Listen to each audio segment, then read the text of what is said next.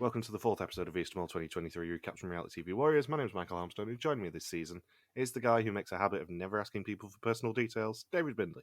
Quack, quack. Thank you. How do I respond to you quacking at me? Who knows? And this was yet again a fairly interesting episode. This was a good one. Yeah. It wasn't what I was expecting. No. Which is nice. I sort of figured we weren't going to get exactly the same thing with the briefcases that Belgium and Germany did, but this was a good version of it. Especially as I'm interested to see how it impacts next week more than anything. And my week's been a bit interesting. We'll start with, obviously, the big highlight. Took the Dogson out yesterday, and we take him out in an area that's kind of two fields dissected by a lane. Yep. Ludo's on the lead in the lane because he's a good boy. He just kind of stands there until you put it on. But we were walking down this lane. This girl was coming from the other direction, back from school, and she was on her phone, dead in the middle of the lane. And my dad was like, I'm going to see how close we can get before she spots him. And she just kind of looks up from her phone and just goes, "Oh, wow!" Aww. And then her and her friend gave Ludo the attention he so rightly deserves. Mm. And then last Wednesday, as you all know, I was away with work. I was weirdly staying in Manchester, which isn't too far at all for me. But I got to do axe throwing. Oh. Which probably would have been rather helpful for one of the historians that's coming up this year if we'd recorded it after me doing that. But yeah, I got to do axe throwing, and I was utterly terrible at it. Did you get it stuck in the wood? Oh, all the time. I was the biggest liability on our axe throwing court, I suppose is the best way to describe it. Well done. To the point where the instructor was actually being incredibly sarcastic to my face. At one point mumbled to me, "I see my sarcasm isn't being very much appreciated." I went, "No, it's not. I'm being shit." But probably the most interesting thing to anyone listening to this is the fact that last Saturday I was in York for a quizzing event hosted by none other than Paul Sinner. Did you lose? I did lose, obviously. But the big fun element of this is it was split into 3 rounds of like 50 or 75 questions. And after the second round, I was at the bar and Paul was there and he was like, "Have we met before?" I'm like, "Yes, you thrashed me on the chase." And his response was, "Oh, I'm sorry about that." No, he's not. And then in the evening, we were kind of seeded into, there was monetary prizes. I was nowhere near it because it was professional quizzes there. I was just there to, A, get one of the fastest answers, which I did 3 times, and B, more importantly, beat my group of friends I was there with. But then in the evening, we were kind of drafted into pub quiz style teams, and I was on a pub quiz style team with Anne Hegarty. Oh. Yes, and I had to teach her what Timmy Mallet's mallet was called. The randomly generated sentence that I could have come up with, I taught Anne Hegarty what Timmy Mallet's hammer was called. As long as you didn't have to teach her about the Kim Kardashian tape. I did not. That was Paul Sinner. And I did not introduce myself as the guy who told you a sex tape joke.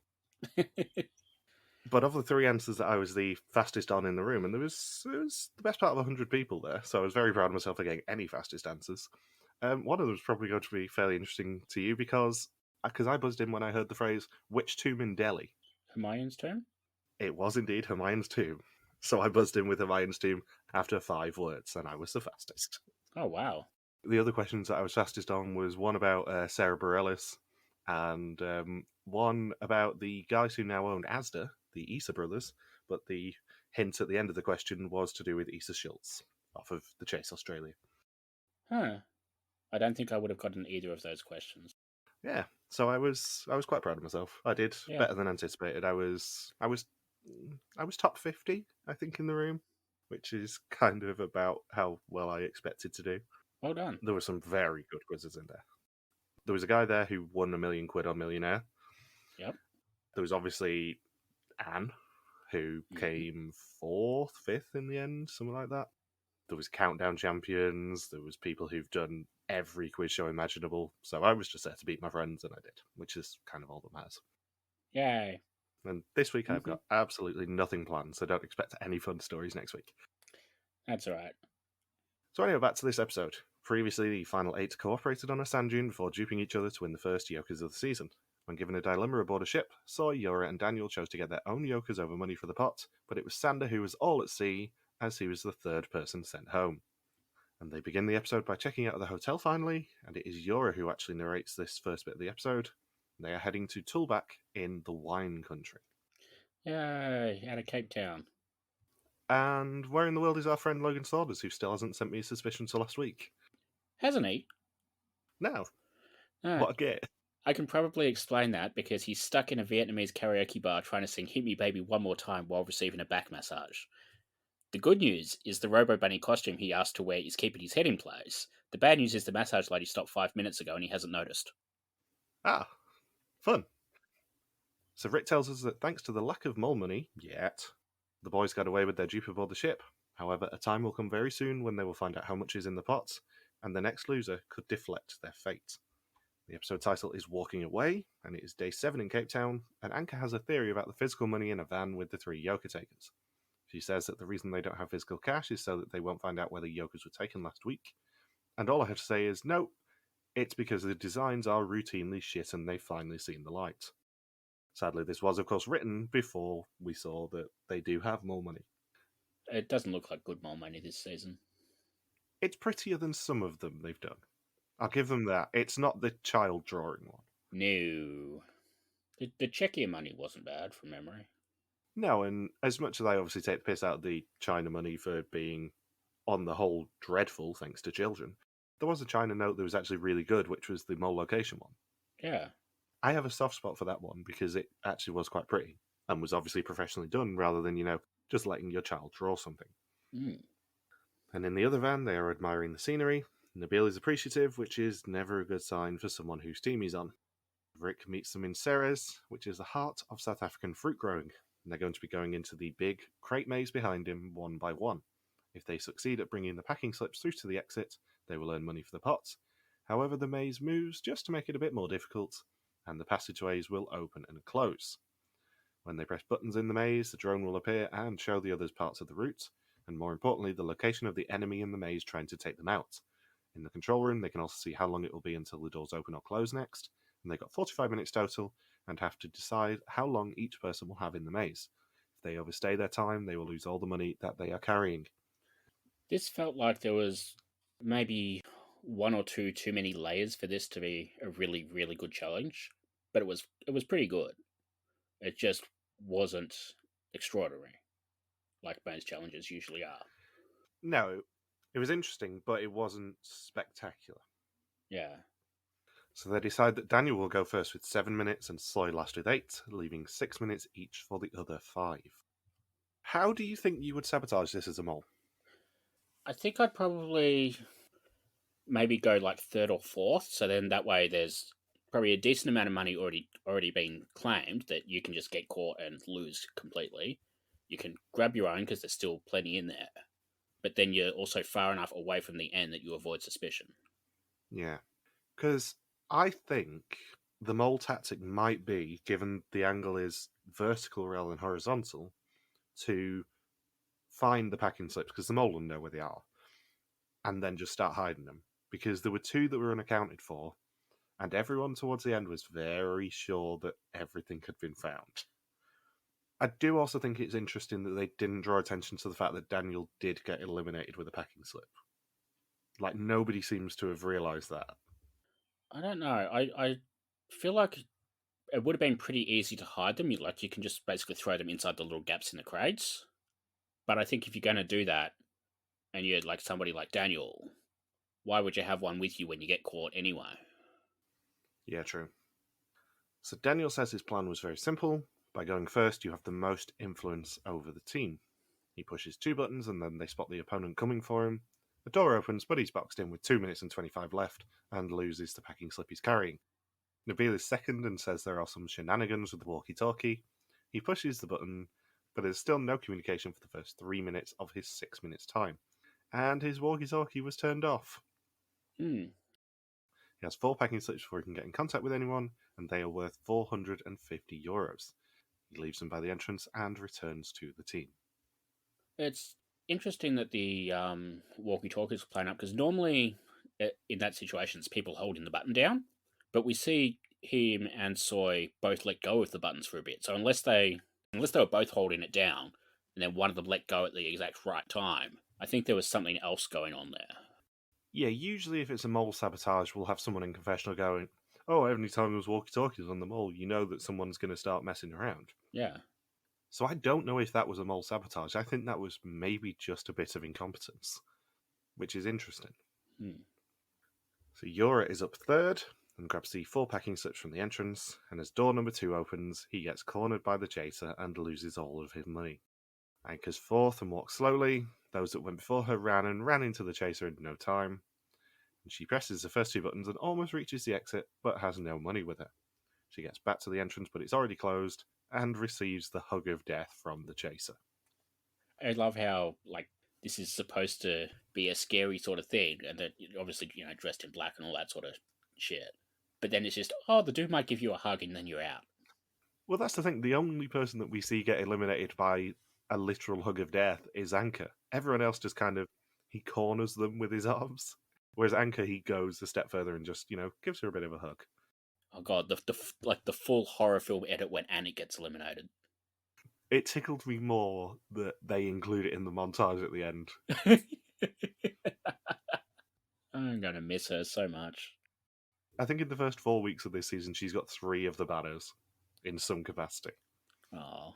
Because this week's one is Soy looking very confused at the walkie-talkie situation with Nabil.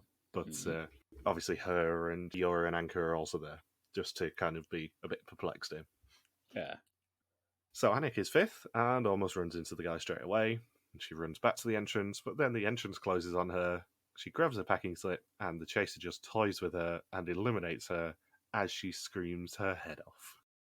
I love how that she was the first person to have the genius strategy of talking quietly so he doesn't hear you, and then by the end she's just screaming her lungs out. I'm so glad that we got Annick to do this challenge. I know.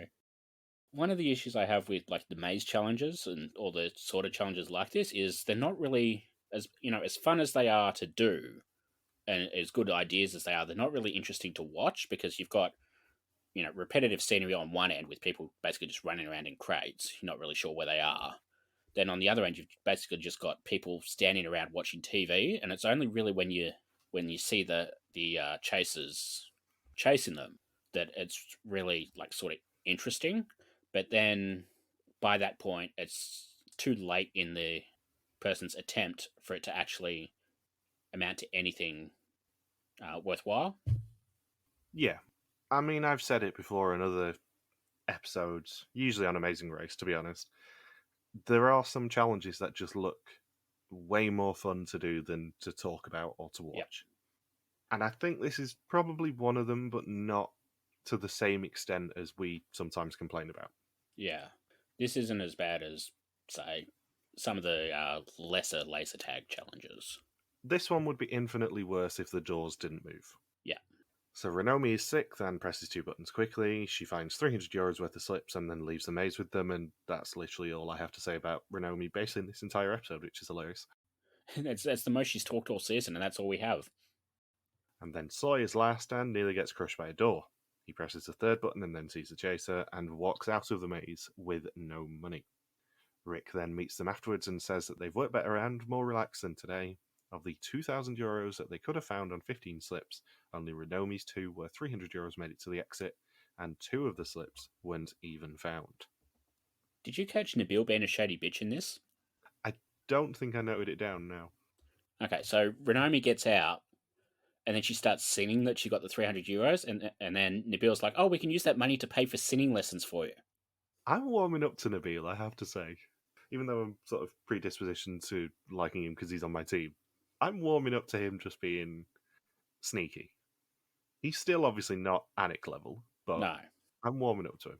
It's crazy to think that now that Annick's gone, he's the oldest person left. Yeah, I know. As much as we joke about all the old people being cannon fodder on this show, they kind of were this season, sadly. Yeah. I mean, Annick is the biggest loss. But we all knew Sander wasn't going to be there for very long. Well, 2 of us did. If you believe what you see on our Twitter and Instagram, then Logan suspected Sander last week. Although, didn't he also suspect Pity Jan Hagens? He did, actually, yeah, and Jeroen, obviously. Yeah. And if you think we're not going to milk that joke for all it's worth, you haven't listened to this podcast before. No. because I may or may not have fake suspicions lined up for Logan every single week of this season, just in case he doesn't send them over in time. So Renobi then gets a confessional about her goal being to win the pot, and thankfully that means that she's going to go home soon. And the next morning at breakfast, they just decide to try and not talk about the mole too much. And then they spot an envelope on the breakfast table. And they will need to split into 2 groups, 1 of 5 who want to use physical effort to earn money this morning, and 2 who may want to stay behind a while and have another coffee. As much comedy as there was in this episode, I think the funniest thing for me is like the group deferring to Daniel and him being like, I don't feel like exerting myself today. You guys go have fun. That's the thing, like, we don't really know how to treat Daniel in this season so far, because we obviously really like him, but he occasionally does slightly shady shit that makes him a bit suspicious, although maybe this episode rules him out a little bit. Yeah. But we find out that in the space of a day, the group goes from, oh yeah, we want Daniel to do all our decisions in this challenge, to nobody trusting him in the briefcase challenge. So it's not just us who don't really know how to take Daniel, I think. And like I get that this specific situation is probably because he's doing that whole strategy with like playing the numbers on the test, and if he's in a smaller group, then there's more of a chance that the group of 5 will be a correct answer for him. But at the same time, you kind of want to be in the group of 5 in this challenge so you can at least see what's going on. And also, this is a classic trap challenge. They haven't done one of these on WIDM for years. No, I think the last one was Iceland. And I know we've said it before this season, but actually, I'm pleasantly surprised with how good the production's being and how slightly old school they're taking it. It's been an interesting season with like half Belgium as inspiration and then half old school WIDM as inspiration, and it's kind of fusing them together really well, considering. Yeah, it's sticking the landing after 4 episodes. Of course, we say this before the inevitable, like, stupid train game or something that eliminates a favourite. Can't wait for a double elimination and then 2 non-eliminations in a row just to catch up. Oh, God. I was thinking about this a few days ago. Has the episode order actually been confirmed for this season? I don't think so. Might be in the mole book here, but I don't know. Yeah, because I wouldn't necessarily be surprised if it's 9 episodes, including the reunion, because then they don't have to do the non-elim like last year. Yeah. But also, it gets them broadly to the finale date that they normally do. Because this season started as late as it basically has in years. I think China's the only one that started later. I think China started about the 10th of Jan. But that then means that the finale date isn't until like March 11th or something. It's really, really late. That's going to be the worst birthday ever for me. Well, it depends who it is. Yeah. If it's Daniel and Masters of Mole, I think you'd quite appreciate it, actually. But yeah. A whole season with Daniel, I'm completely fine with that. Usually they aim the reunion for somewhere sort of right at the start of March. Yeah. And let's be honest, it'll still be 10 episodes. They'll still do stupid bullshit non-elimination. But I'm putting it out there, I wouldn't be surprised if they only do 9 eps. It might explain why the prize money's been a little bit higher as well, if they don't have to stretch it out as far. Yeah, that's what I'm thinking as well, because there's always at least one episode that really drags, and it is usually the non-elim. But yeah, they have been a lot more generous with the prize money. Like this challenge, for example, is €3,000, whereas they are very reluctant to give them more than about 2,000 for most challenges. Yeah. I'm just putting it out there. I don't know whether I'm right or not, but I wouldn't necessarily be surprised if the reunion date ended up being the start of March as normal. Yeah, I don't mind if one of the things they're taking from Belgium is only having 8 episodes plus a reunion. I think it would work. Yeah. Really, the only thing I can say that this season hasn't got right is, as much as like all of these people are really interesting characters on their own, I don't feel like we're getting a good grasp of how many of them interact as a group aside from the fuck bond. Yeah. Like, there's a couple of scenes in this episode where Nabil and Annick are at each other's throats. And I'm like, it's episode 4, why don't we know anything about what's led up to this? So the physical effort 5, which is everyone apart from Daniel and Annick, because Daniel insists on staying behind, which Annick finds suspicious as he's someone who wants to do everything all the time. The physical effort 5 find a huge wooden duck and an instruction telling them that on top of the mountain is a box containing €3,000. They also receive a phone and have 1 hour to reach the top of the mountain 3 kilometres away. Rick tells Daniel and Annick that the other 5 are at the Edicliffe Wine Estates, pulling a 3-meter high rubber duck up a mountain. However, the box with the money also contains a question mark envelope, the temptation of every mole contestant. And inside it is a slip saying that by opening it, they will nullify the money for the challenge. One of them will be taken up in a plane by Francois, and that plane has a number written on the side which they can call to find out the envelope is bad news. However, they have to find out where Francois is first, and to do that, they have to head to the swimming pool of the hotel. In the swimming pool are a lot of rubber ducks, and they have nets to fish them out. And at some point, they just find ducks with hyphens and realise they've been given coordinates, and Annick has never heard of coordinates before. Oh, God. Something very interesting about this challenge that I can't remember the last time they actually did. They're letting Daniel drive.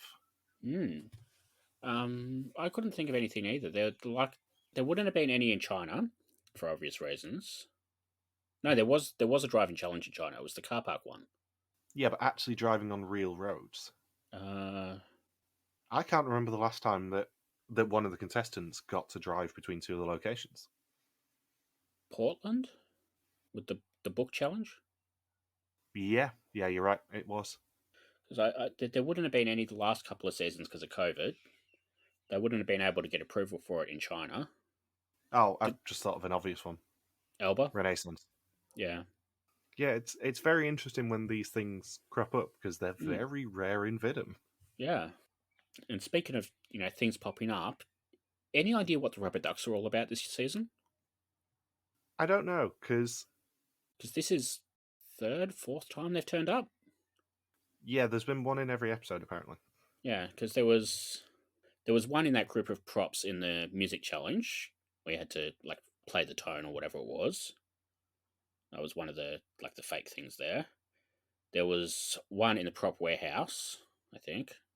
And then last week there wasn't one, but somebody said duck, something to do with ducks during the quiz. Yeah, they did. I'm wondering whether it's just foreshadowing for this, the poker face was just foreshadowing for the next challenge, but I don't know. It seems like the sort of thing that feels like it should be more than, just a random challenge mid-season. The only thing I can think of is maybe one of the ducks had a hint to the mole on the bottom. Or something like that. Yeah.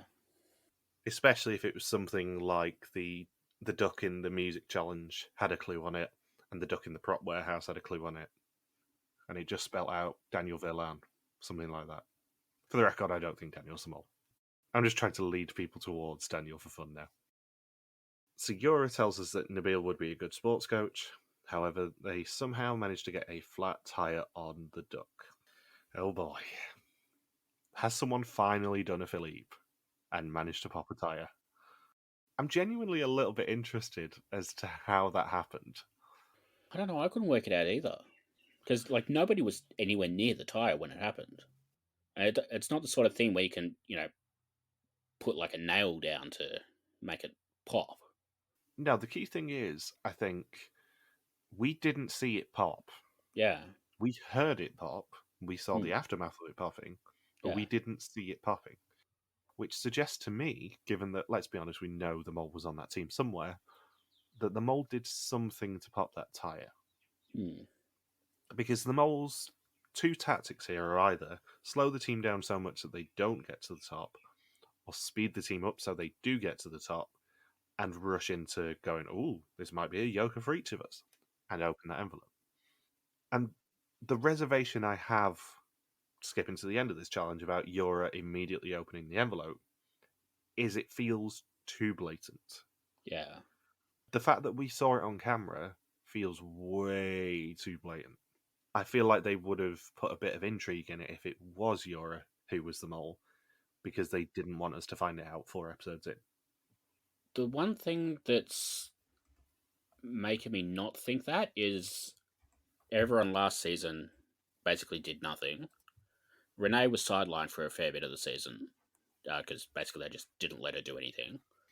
Eurowan was Eurowan. So it's been basically 4 seasons since we've had a mole who actually did things, and I feel like maybe with that in mind, they might be going for somebody blatant this year. I'm having a hard time with Yura at the moment, I'll be honest. Because it feels so much to me like he's just blatantly trying to sabotage and get attention. Yeah. I mean, spoilers, he is in my top 2 this week just to sort of allay my fears. But I kind of don't think it's him still. I'm really struggling this season with suspicions. I'll be honest. It was weird because I think it was him who complained about having a sore trachea when they were wheeling the duck. And I'm like, surely it should have been one of the other 4 people who were complaining about being stuck out there with a pain in the neck. That is a very good joke. So Annick and Daniel decide that Daniel will go up in the air and Annick will stay in the ground to convince them, as Daniel needs to earn more trust, so Annick gets to do the less fun part. And being perfectly honest, if I'd seen the size of that plane, I'm not sure I would have wanted to go in it. Yeah. I wouldn't have wanted to go in there with Francois, who looks more like a grizzled sea captain than a pilot. I'm not a bad flyer, but I think I would have had a bit of a problem with how small that plane was. Yeah. Daniel looked terrified. Yeah, Daniel looks terrified because he said that he only just fit in it. And I mean, I'm significantly taller than Daniel is, I think. I think Daniel's about 5'7". So Daniel takes off as the other team have 11 minutes left and 500 meters to go. And he tries to shout to them from the plane, but obviously they don't hear him because he's far too high up. They spot the plane flying over, and Renomi spots that there is a code underneath. And they get the first 2 parts of the number, but keep pushing with the duck. And the wheel by this point is really, really fucked. The wheel is basically horizontal. The wheel. Oh, God. And they then ring the number, but Annick talks too much, and Yura opens the envelope because he can't be asked waiting for her, meaning that they earn nothing of 3,000 euros. Rick asks where it went wrong, and then tells them to prepare for the test. And Annick's excuse about not rattling straight into the don't open the envelope is because she needed to build up some trust with the group first. God, her being all, you did well, but thanks for wasting your time just made me laugh so hard. I kind of love how passive-aggressive everyone's just being in this season now. Like, nobody cares anymore. It's wonderful. Yeah. And it is now time for the test. 20 questions about the identity and actions of the mole. Whoever knows least goes home, except for the mole who can never go home. Nabil suspects Renomi. She's bad in the background, and a good mole is unexpected. It's not for nothing that they went out with a rubber duck when she is a swimming champion. Daniel is on Yura, Soy and Renomi, and maybe a bit Annick. He is especially on Yura, though. Annick didn't ask people for personal details, so she doesn't know where the mole was born. All she knows is that Daniel was born in Luxembourg. So that's why she picks it. Yeah, so that's why she picks it, and evidently goes potentially straight ticket on him. Yura says you sink through the ground 10 times during the test, you feel like such an idiot. You want to spread well, but often it is just gambling. Renomi is trying to write things down, but she's doing probability calculations for the questions she's not sure of. Soy is entering the test on 4 suspects, but when he sees the questions, he's tempted to enter a tunnel. He's asked if the mole opened a box, and while Renomi was there, he trusts Yura, so says no. And Anchor is on Soy, Renomi, and Nabil, and she writes everything down on those 3. After the test, they are told that they have a glass of wine waiting, and they are expecting a catch. But the catch doesn't come until the next morning. On the morning of day 9, they are brought to Rick individually, and he tells them they're about to see their screen in front of each other, only they will see their screen, but everyone else will see their reactions. It is smart to put their poker face on, as if they have a red screen, there is a chance that they could still stay in the game. So there are 7 suitcases in the wine cellar, and each suitcase contains a different amount of mole money, from the pot.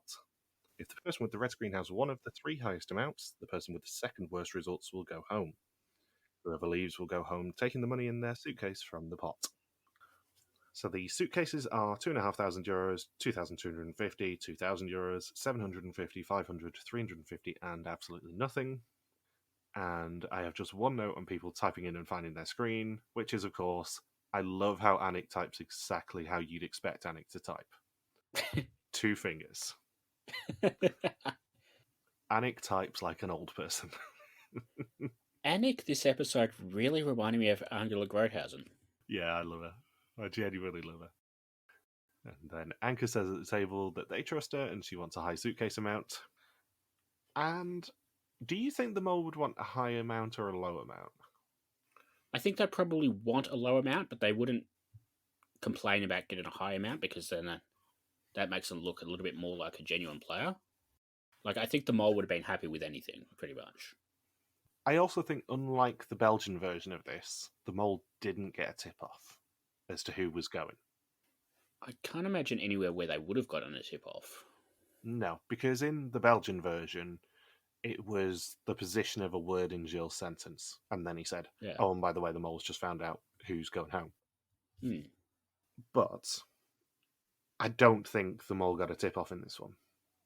Yeah. No, the only way I can even think of them even possibly getting a tip off is they did their test last, and then by that point the result was already known.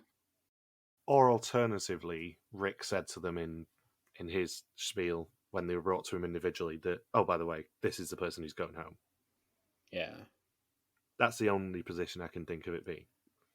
Hmm. And we're in agreement they didn't actually see like full normal red and green screens. Not a chance in hell. It's too much danger. Yeah. Because Yeah. you'd have to insist that people weren't wearing certain colours to reflect the light, or in the case of the terrible Netflix version of the mole, have it blasted into their faces. Hmm. And also, you probably wouldn't have done it in front of a wall of glass bottles. Well, exactly, yeah.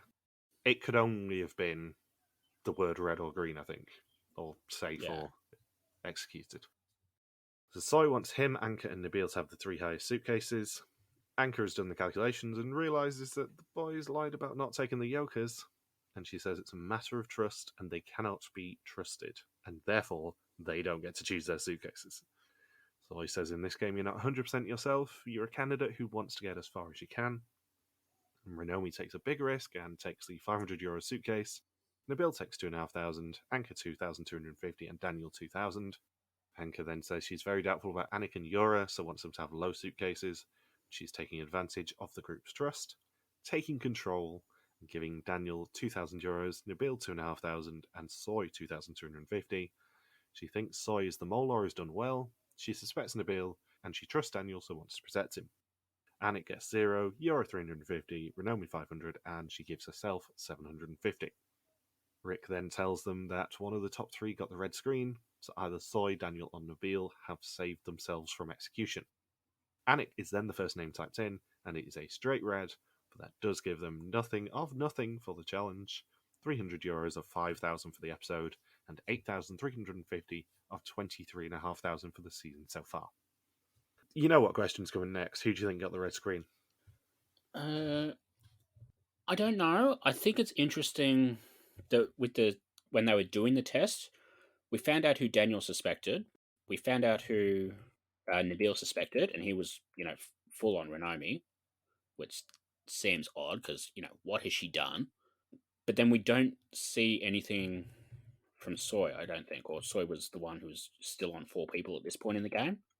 Yeah, so Soy said he's entering the test on 4 suspects, but when he sees the questions, he's tempted to enter a tunnel. He's asked if the mole opened the box, and while Renomi was there, he trusts Eurus, so says no.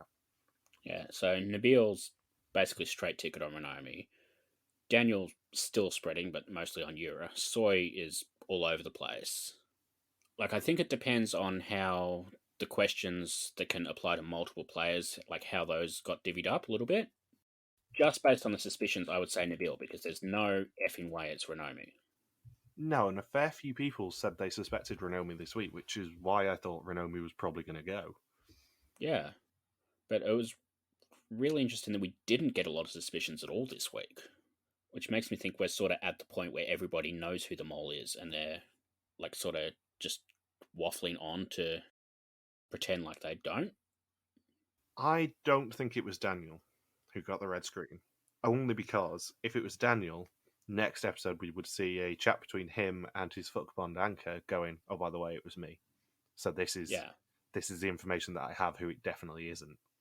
Because it was established when the fuck bond was that if one of them got a red screen, the other one would know who not to suspect anymore. So if it was Daniel, it won't be left until the reunion. If we don't find out next week that Daniel got the red screen, then it was one of Soy or Nabil. And I think it was probably Soy. Yeah. Because Daniel would have fought a lot more if it was him. Yeah. And I think Nabil was quite true to how Nabil is in conversations. Yeah. Whereas Soy was a little bit different. I think Soy being on so many people versus Nabil being straight ticket on somebody who is pretty clearly not the mole. That is a really interesting sort of, which way is the right way to play the game a little bit, sort of, I guess, strategy question. Yeah. Yeah, the other interesting thing I think is Soy is maybe not like in a tight group with anybody, like definitely not like a fuck bond or anything. But I think Soy is a lot closer to people than Nabil is, because the only real interaction we've seen with Nabil is he's talking with Sander last week, and obviously that's not going to be a big help. But where Soy, I think we've got like little bits and pieces that show he's a little bit more like aware of different things. Yeah, I think in the very first episode we had it established that him, Yora, and Sarah know each other from outside of the game. Yeah. So I think that's his in, for want of a better term. So Annick says that the game was played very dirty, but well played whoever beat her. And she's very sorry that she's out, but she really enjoyed herself. It's an intense game which she didn't expect. And of course, in her montage, they do show her screaming in the face of the chaser. Yay. Which coincidentally is also something I did on Saturday. Rick then returns and says he wants Nabil and Soy, the two people with the highest suitcase values, to come with him. Next time, Soy and Nabil get to play with the pot, everyone searches for people carrying chairs, and there is a trip to a haunted hotel. And a lady who makes socks for cats. Yes, I'm sure we will have a lot of fun with her. I can't believe that was, one of the things they decided to put in the preview for next week. I can. It's sort of crazy shit that obviously you try and tempt us with. I mean, it's obvious, bait for you and me. Yeah, obviously. I mean, I've said this a lot with the Belgian episodes. If you just want to bait us, please do it, production. If you just want to give us stupid shit in previews that you want us to talk about, please do it. Because I am up for it. Yeah. Embrace the dumbass. So, in the pool, with Annick going home, Logan gets a reprieve as Michelle now only has Soy and Yura left. Logan still has Renomi, and I have Daniel, Anka, and Nabil. I do also have to point out that if there is an execution next week, and my team is still intact, I am guaranteed someone from the final three. Removing Annick improves Michelle's score on first suspicions to 4.39. If you adjust, Logan's is now 3.89 out of 6, mine is 3.51 out of 6, and Michelle's is 3.29. If you don't adjust, Michelle is now on 4.39 out of 10 for her team. 3 people, Fly 101, a Fuzzy Orange, and our very own Logan Saunders all had Annick in last, which means I can't take the piss out of him this week annoyingly. And still meaning that our current leader is Reed with a score of 23, where the minimum is 21. 5 people, Reed, a Fuzzy Orange, Fly 101, Egan, and me all have a score of 25 or lower. And 2 people, Mayor of Squirtle and Sandra, had her at number 1. The order is now Yora, Anka, Nabil, Soy, swap from last week, Daniel, and Renomi. And interestingly, the top 3 are all less suspicious to those of us doing the pool than the average, and the bottom 3 are more suspicious to us. As of Sunday evening, Soy is the most suspected person by the Netherlands with 22%, followed by Nabil and Renomi both on 17, Anka on 16, Yora on 15, and Daniel on 13. You can do the Buzzbar Suspect List each week at suspectlist.rtvwarriors.com or at the link in our bio. And you know what's coming next. Who do you suspect this week? Well, as always. I can't wait for Yura to go home and it just be an absolute red streak. Yeah. It's still Yura. I think he was in the right position in the maze. He seems to be the only person who noticed the plane the first time it flew over and managed to avoid getting caught by it. He opened up the envelope, got a low case, and then didn't really argue about it. I think there's enough here that even though it was a quieter week for him, he was still plenty suspicious here. Second is Nabil, because he's sort of becoming more and more suspicious as less and less people are there, with things like, trying to get people to start the final push basically as soon as that plane there. So I don't know whether he heard it and decided to rush to the top of the mountain to hope the envelope got opened or not. I think there's more stuff with Nabil as well. And then you've got Anka, who's sort of basically there by default at this point, because I think once you get down this far, it's sort of harder to find reasons for people at this point. But Anka is a little bit more suspicious than Soy, because Soy had a really quiet week this week for some reason. Soy did not do a hell of a lot of anything in any of the challenges, which we haven't really talked about. But, what is there to talk about?